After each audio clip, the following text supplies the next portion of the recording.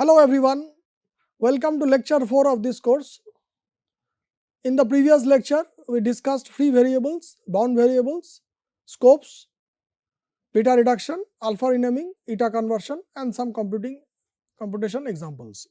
Today we are going to discuss normal forms, the different normalization strategies call by name and call by value, the Church-Rorschach theorem and some examples of non-terminating computations. So, the normal form idea is, normal form means a simplest form possible, that is called normal form. Sometimes it is also called a canonical form. So, consider the arithmetic expression. So, you see 2 plus 3 multiplied by 5 minus 7. So, we are performing the arithmetic multiplication operation first. So, we are putting them in parenthesis, we are showing that. So, we will obtain 15 and then we are performing addition and then we are getting 7, we know it is 10. So, this is called the normal form, that means it cannot be simplified any further. This is the intuitive idea about the normal form. So, we have done it in one way. So, we can do it in another way as also. So, we could have done the subtraction first. So, we could have obtained minus 5. Thereafter, we could have done the multiplication 15. So, we would have got 10. So, in both these things, as we can see, the answers are same, that is 10. So, the 10 is the point from which we cannot apply any other operations and this is called the normal form. So, we are doing two things. The normal form intuitive meaning is that it is a point from which we cannot go any further. That means, we can in arithmetic, for example, in arithmetic we can apply operators or any operators will not be applied here. So, we get arithmetic operation if you are doing on, we are examples on integers. So, we will get an integer and we can do this operation in different ways. Whichever way we do, we will get the same result. So, these are the two major things we have to remember and this is what we are going to formally establish. So, normal form in lambda calculus is one that cannot be reduced any further by a beta reduction or an eta reduction if it is allowed. A normal form is also referred to as a beta normal form. A lambda term m is in normal form if there is no sub expression of the form lambda x dot n p, that is no beta reduction possible. So, if you have a term like lambda x dot np means that again that a function will be applied, again it will be simplified, it will get in the body of n all free occurrences of n reply. So, if you do not have this kind of a thing, then you can say we have reached a normal form. Normal form means it is a simplest form, as in if we have an analogy with arithmetic. So, in lambda calculus computation is obtained via reduction. So, that means we start with a term T1, we apply beta reduction and we get T2. We go on doing it until we come to Tn, but Tn cannot be reduced any further. That means, you do not have this kind of a structure. So, that is the point where we stop and this is called the normal form. If it is sometimes we will see that it is not possible, it is not stopping at all, it is continuing. So, if it stops, it will be coming to a point, it will have a structure like this. So, no sub expression of the form lambda x dot np. We have also seen the computation, how computation is done in a Turing machine. So, there Turing machine computation is you start with a state and you take an action, you move to another state S1, S0, S1, so on. And the Turing machine halts, you come to a state that is called halting state. And if the Turing machine does not stop, it will continue forever. So, this is the computation, the idea of computation in a Turing machine and lambda calculus. So, here we do not have any set of terms, you start with a term and you apply beta reduction and you proceed, go on doing until you cannot proceed any further, or you come to a point where the same state is repeated over and over again, same term is repeated over and over again. So, we will take some examples to illustrate the idea of normal form. So, lambda x dot x, we do not have any application here, it is only abstraction. So, it is already normal form. So, nothing can be done from this point. xy, it is an application, but there is no abstraction. So, nothing can be done from this. So, it is already normal form. No abstraction means no beta reduction. Now you have lambda x dot x, lambda y dot y. So by beta reduction, this is x is here in this body of a, replace all free occurrence of x with this one. So we get lambda y dot y. Now again, y we know that these are normal forms, so these are normal forms. Now you have lambda x dot x, lambda y dot y 5. This is together. You see, this is together. This n part argument is, this is together. So this red part, as we have shown, this part we can reduce first. So this will come to get 5, and then we are reducing this one, we are getting 5 here. Now what we are going to do? Now instead of evaluating this red part, we are going to pass this parameter as input to this one, this function. So x will be replaced with the red part, whatever given in red. So we are going to get this one, and we know that this sub term reduces to 5, so we have done 5. So this example illustrates our original idea, old example of the earlier example of arithmetic expressions, where we have done simplification of that given term or expression using two ways. So we got the same result. Here also we have done reduction in two ways, we have got the same result, and here the result is a normal form. Remember that when we have no lambda means no abstraction, that means no parameter passing. This tantamount to saying no computation, that nothing will happen. So if I have xy, nothing is going to happen. So no computation will ever happen. The only thing it will allow computation to happen is we only have a function that is applied to something, lambda x dot x structure applied to something, then we are going to get something. Now normalization strategies, one is called call by name. So call by name idea is, if I have a term like this one, lambda x dot m and n, I will not evaluate n at all. I will, in the all occurrence, free occurrence of x in m replaced by n as it is. Whatever it is n, I will directly feeding it at the places where x occurs free in m. This idea is called call by name. The argument expressions are substituted directly into the function body as is. So if there exists, now the interesting thing about call by name is that if there exists a normal form, CBN will always find it. If there exists a normal form, that means suppose there is a normal form of some term, CBN is guaranteed to find it. This is something we need to note. Now let us do CBN on this one.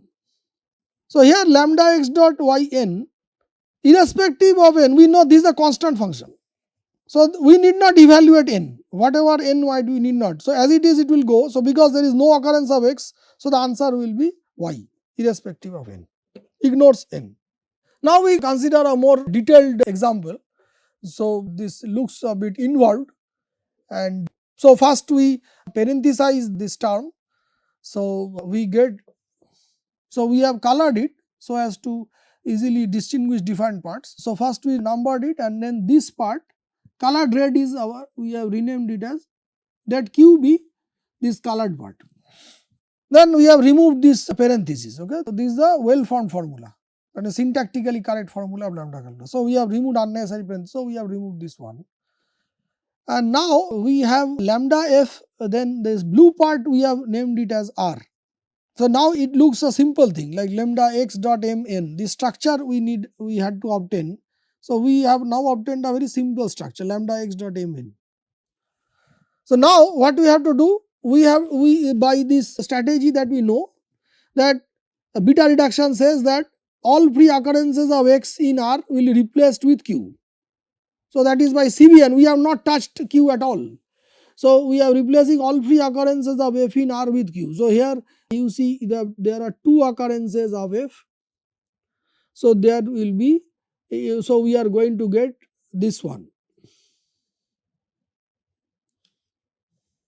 This is what we are going to get here. So the again green part, let us substitute, replace it, represent it by S. So again we will get all occurrences of G inside this term will be replaced with S. So, this is again call by name. So, we are going to get QQS. Now, let us see what is QQS. Q is this part. This is Q. Now, QQ, here there is no occurrence of x inside this part. So, it is a constant function. That means the argument will be ignored. So, QQ will be this part only. That means lambda y dot y. So, QQ will give us lambda y dot y. So, this identity function, and we know and property of identity function, it will give us S. So, this is our lambda h dot k. We have removed the unnecessary parenthesis. So, this is the term that we have obtained. So, this is the normal form obtained using CBN. Now, there is another strategy called call by value. Call by value idea is, if you have a term like lambda x dot mn, first we would like to simplify n as much as possible to its normal form. So, that is the normal form. Then we are going to supply that n to x. So, this is called call by value. So, if we do lambda y dot y this term, so then this part we will be first simplifying. This part will be simplifying. So, this is a term like nn. This is nn. Now, nn again we know it is a constant. This is a constant function. This is a constant function. So, this will give us lambda y dot y. So, we have got lambda y dot y. So, now lambda y dot y we are passing as a parameter to this one. So, this identity function, so output is a lambda y dot y. ID is ID. So, we have got this lambda y dot y. So, call by value, I believe all those we have written programs in C language. So, there when you are calling a function like you are calling, you are calling a function foo from say, so you are calling say x is equal to foo 2 plus 3. So, it will be first converted to 5 and then foo 5 will be called.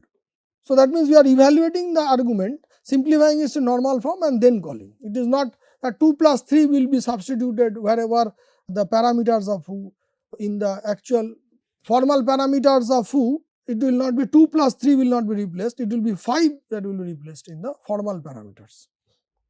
This is that they are adopting call by value semantics.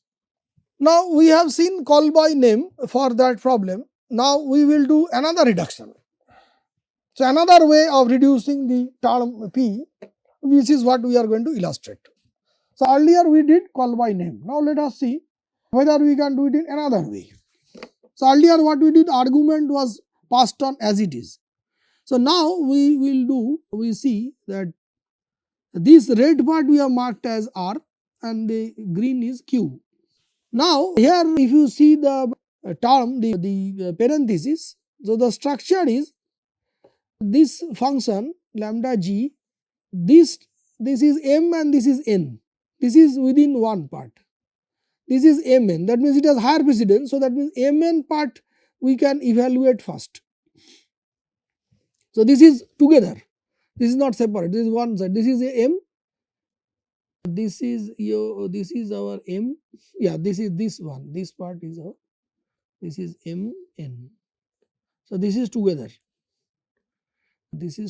I think, yes, this part, this is together, yes, this is together. So, we can do this part. So, here if we do beta reduction, so G goes away and F will be G will be replaced with R. So, we have obtained this part. So, now we have got lambda F dot FFR Q. Now, again we have beta reduction gives us that F goes away and F will be replaced with Q. So, we have QQR. Now, you know QQ is ID. So, this will be IDR. So, this will be R. So, we have obtained the same result, but in a different way. So, there are different methods of arriving at the same answer, that is the normal form. So, this idea can be formalized using the Church-Rosser theorem. So, first we give the idea of the Church-Rosser theorem. If we can reduce a lambda expression in multiple ways, will we still get the same result eventually? That is the question. The Church-Rosser theorem gives a reassuring yes as long as a normal form exists. Let us assume that the term that we are going to consider, they will have a normal form. There exists a normal form. Then whichever way you come do the reduction, that means there are different ways, 1, 2, 3, 4. All of them we are going to get will yield us the same result. So what the intuitive statement would be, if a lambda term m reduces to both n1 and n2, then there exists some p such that n1 and n2 both reduce to p. Okay, let us see. Suppose we have a term m. So m we will transform it to n1. What it says, and m will also transform it to n2. Then we say n1 will transform to p, and n2 will also be transformed to p. This is what it is saying. So this property is called the confluence or diamond property, because it is always represented in this diagram. So it says that these are pure lambda terms. So the star says m. So when we say n star n, that means one lambda term is transformed to another lambda term n in 0 or more steps. That means you can do 1 beta reduction or 0 beta reductions, although you can count alpha renamings as well. So it is star means it is 0 or 1. So m is transformed to n1. If m transforms to n1, if m transforms to n2, then there exists a p such that we can move from n1 to p in 0 or more steps, and the same holds true for n2. So it is called a confluence. Confluence literally means meeting. That means these two things are meeting at a point. So let us make a small digression. So when we use the word confluence, automatically the first thing that comes to mind, it is a reverse.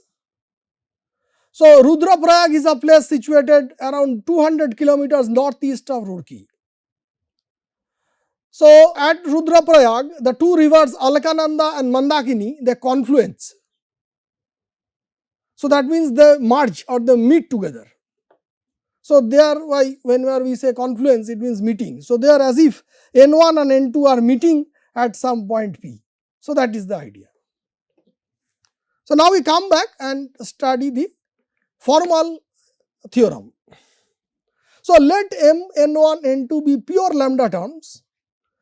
If m reduces to n1 in 0 or more steps and m reduces to n2 in 0 and more steps, then there exists some p such that n1 reduces to p and n2 reduces to p.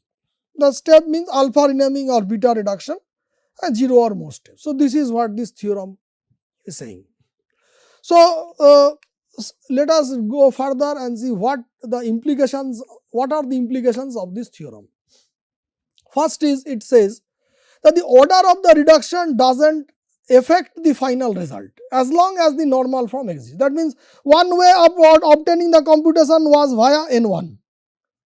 So we have arrived at p via this path, that is one order. Another order was n2 via n2.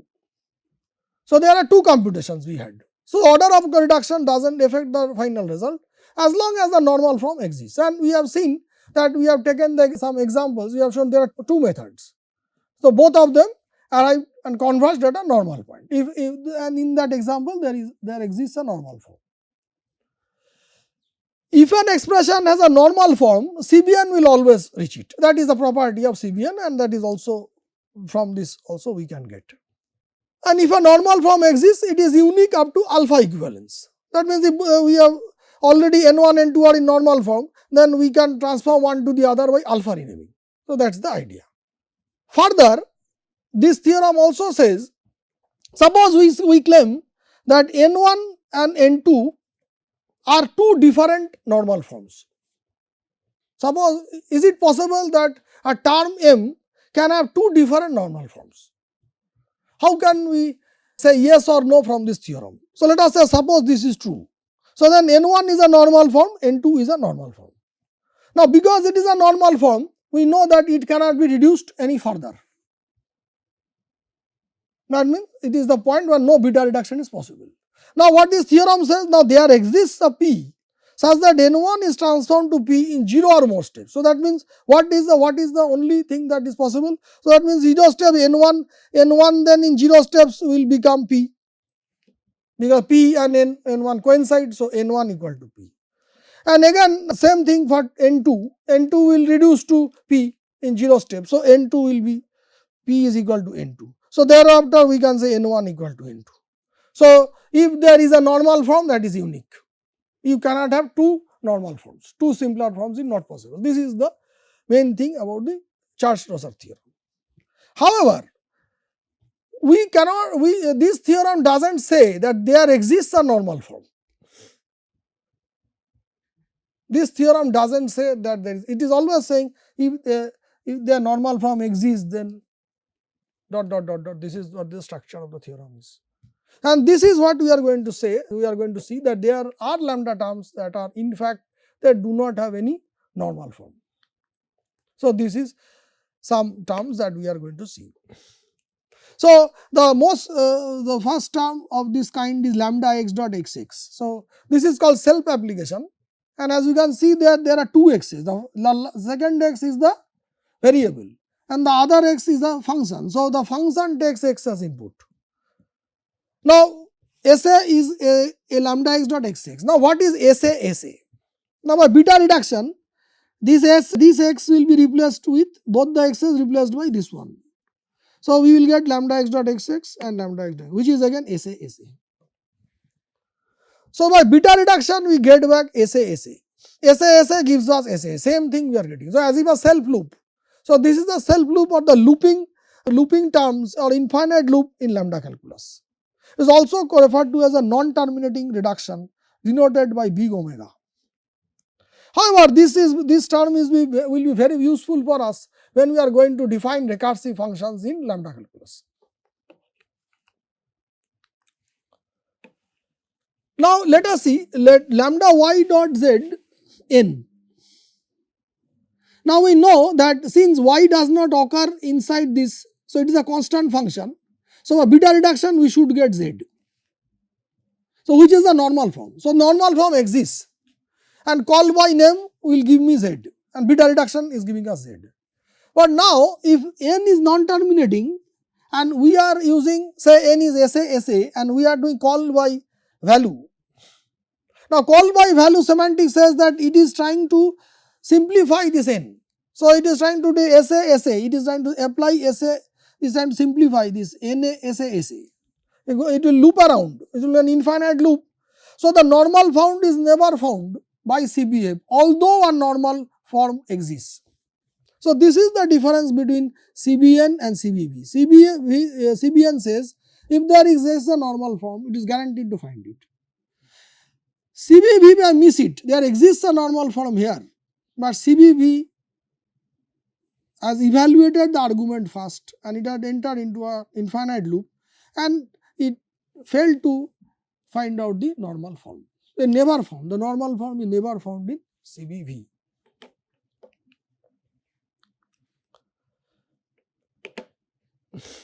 At this point now, we can have a nice comparison with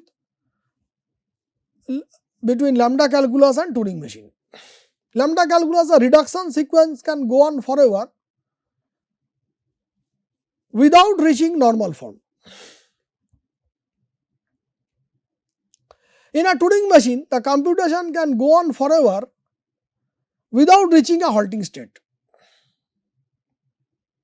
So, non-termination is exhibited by a lambda calculus in this way. That means the term that SA is a non-terminating computation. That means a term that reduces to itself. There is no normal form. So, the idea about non-termination that we know from working with Turing machines is that the Turing machine will never enter a halting state. The same thing happens here when we have such a term, it reduces to itself. That is a term like omega, self application. So, thus the correspondence between Turing machine and lambda calculus would be that Consider a lambda term with no normal form. A lambda term with no normal form means a Turing machine that does not halt.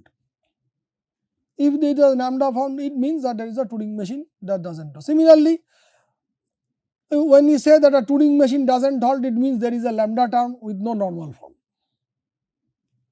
And when we have a lambda term that reduces to a normal form, we say that a Turing machine halts. And also when we say that a Turing machine is halting, it means that there is a lambda term that reduces to a normal form. So, the normal form importance is that if we have a normal form, that means it is some sort of terminating computation. That means the computation has terminated. That means we cannot go any further. A term has no normal form, that means it is going to go on forever. So, SA will go on forever. So, if you want to have a relation corresponding to Turing machine, we will say that okay, Turing machine, either the Turing machine will halt or the Turing machine will go on forever. So, that is the ideal. So, thus we can summarize today's discussions. So, we have got some idea about normal forms and how to normalize. So, we have discussed two strategies, one is a call by name and another is a call by value. Then we discussed the Church-Rorschach theorem and its implications, and we have seen one non-terminating computation, that is called omega, that means it will self loop or infinite loop. Thank you for your kind attention.